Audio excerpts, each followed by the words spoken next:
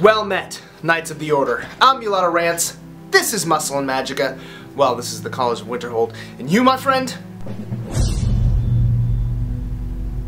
Oh, we not doing the snap thing anymore? I saw this question in the comments section and I thought it would make for a good video, partly because it was a good question that I thought led to a relevant point, and partly because there were some foul Google Plus magics at play that prevented me from responding directly to the question.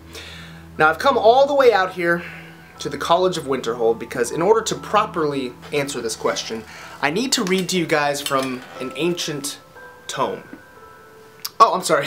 This is the other reason I came out here is that I borrowed a couple of books from Urag, and if you don't return his books in a timely fashion, he gets pissy. I heard that. Damn it. Well, there go my quest rewards. This is the tome that I'm looking for. It's called The Battle Between Rants and the Cancer. It's a very straightforward title.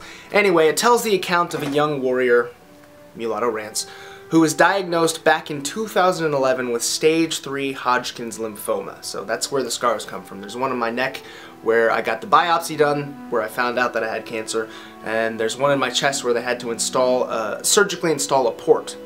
They do that because if you're going to get chemotherapy for an extended period of time, they prefer not to keep doing it in the arm. I actually got my first treatment in my arm because my doctor didn't want to wait to start treatment until after I had already scheduled the surgery for the port.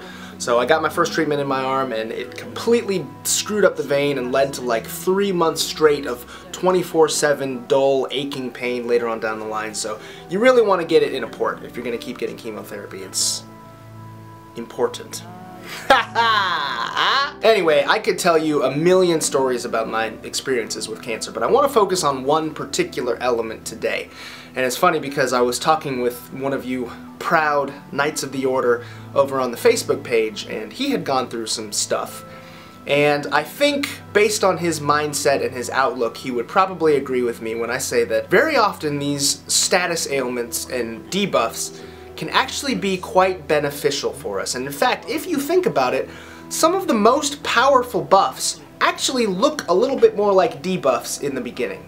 For instance, I don't know if you've ever played through Morrowind or tried to play through Morrowind under the Atronak birth sign, but it is a colossal pain in the not recovering magicka anytime you sleep. However, if you can adjust to that playstyle, if you can adapt yourself to that debuff, you gain access to a ridiculous amount of magic and you actually end up more powerful in the end. Here's another example. If you choose to start out Dark Souls 2 as that naked, deprived guy, you make the beginning of the game a heck of a lot more difficult, but in the end you actually end up with more points and more potential power than if you had just started with an easier class. And it's no different in real life. I mean, you see this all the time. Positives coming with negatives, negatives coming with positives. In my experience, up until I got cancer, my gym attendance was spotty at best. I would go off to college and spend an entire year not lifting and getting fat, only to come back home, work out for a few months, and then repeat the process.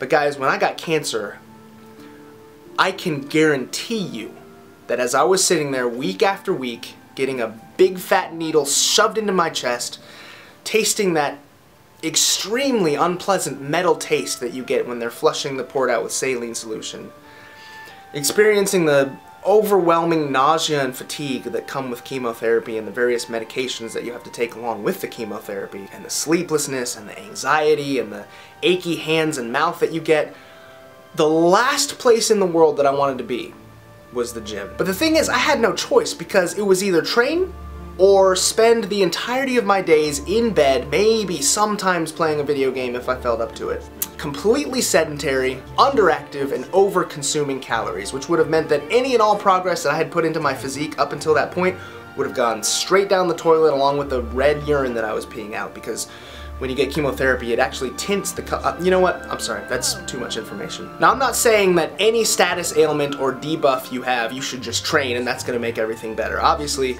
some of you may have debuffs that prevent training or under which training would be unsafe. All I'm saying is, if you can learn to adjust yourself to your current circumstances, if you can adapt, just like with muscle hypertrophy, I have no doubt that resistance and overload, or you could say adversity, will facilitate adaptations that will result in growth. And I say that not just as some dude on YouTube, but as some dude on YouTube who's been through some shit.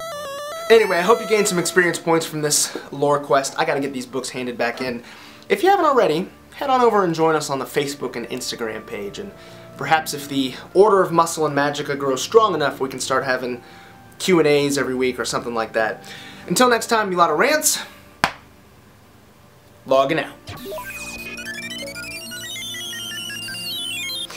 I forgot I got it. No, I don't know where I put the third book. Look, I just misplaced it. Now hold on a minute, Urag. Look, I swear I will have it to you by next week. No, you don't need to... Now hold on a minute, Urag. Urag, I'm good for it.